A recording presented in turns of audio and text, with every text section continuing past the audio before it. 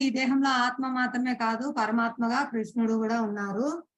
పరమాత్మ రూపంలో ఆయనే దివ్య ప్రభువు, దివ్య యజమాని, పర్యవేక్షకుడు మరియు సాక్షిగా చూస్తున్నారు. పర్యవేక్షకుడు అంటే అనుమతించువారు, అనుమతిస్తున్నారు. ఎందుకండి మనం కోరుతున్నాం కాబట్టి. కానీ ఆయన దీని యొక్క కర్మ ఫలితం నువ్వు అనుభవిస్తావని చెప్తారు. ఇందాక దొంగ ఉదాహరణ చూసుకున్నాం.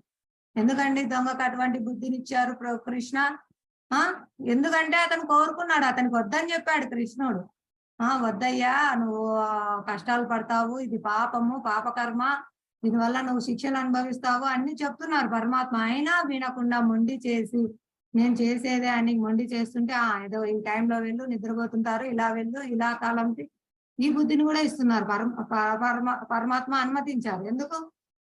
దానివల్ల యొక్క ఫలితం, కర్మ ఫలితం నువ్వు పొందుతావు, శిక్ష పొందుతావు, ఇది తెలియజేస్తున్నారు. భయం పుట్టిస్తారు. అందువల్లే వాళ్ళు ఎవరు చూడకుండా వస్తున్నారు. ఎందుకంటే భయం. కృష్ణుడు చెప్పారు, వాళ్ళు నిన్ను కట్టేస్తారు, కొట్టేస్తారు, పోలీసులకు అప్పగిస్తారు, అరెస్ట్ చేస్తారు, జైల్లో పడతారు. ఇవన్నీ వాళ్ళకి తెలుసు, శిక్షింపబడతామని. ఎవరు చెప్పారు వాళ్ళకు? కృష్ణుడు చెప్తున్నారు. ఎవరైతే చెప్పగానే నిలబడతారో వాళ్ళు తెలివైన వాళ్ళు. ఎవరైతే వినంగానే నిలబడతారో వాళ్ళు తెలివైన వాళ్ళు. తెలుసుకోండి.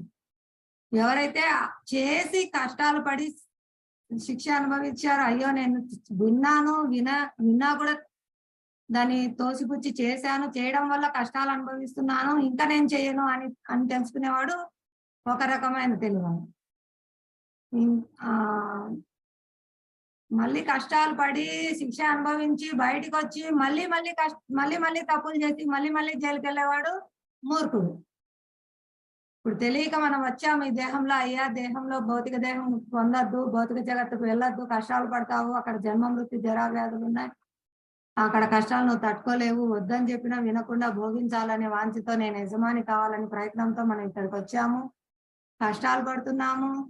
ఆచార్యుల ద్వారా కృష్ణుడు స్వయంగా తానే వచ్చి మనకు తెలియజేస్తున్నారు, ఆచార్యులను పంపించి తెలియజేస్తున్నారు, శాస్త్రం ఇచ్చి తెలియజేస్తున్నారు, భగవద్గీతను, భాగవతం ఇచ్చారు. ఇవన్నీ తెలుసుకొని మనం ఈ కష్టాలు అనుభవించాము.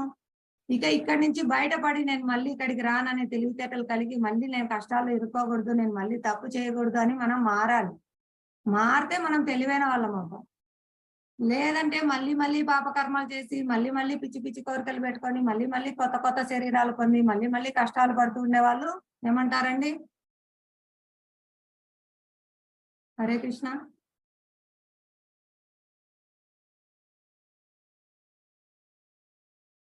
లెస్ ఇంటెలిజెన్స్ ఉంది, మళ్ళీ కష్టాలు పొందేవాళ్ళు. కాబట్టి మనం తెలుసుకోవాలి, ఆచరించాలి.